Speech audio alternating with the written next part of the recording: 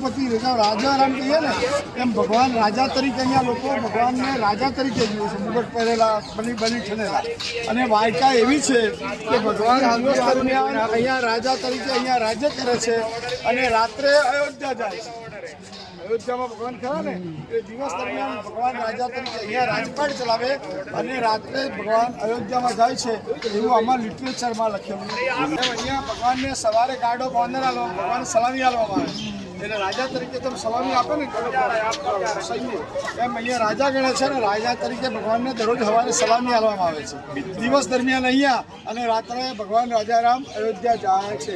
બોલો રઘુપતિ રાજા રામ.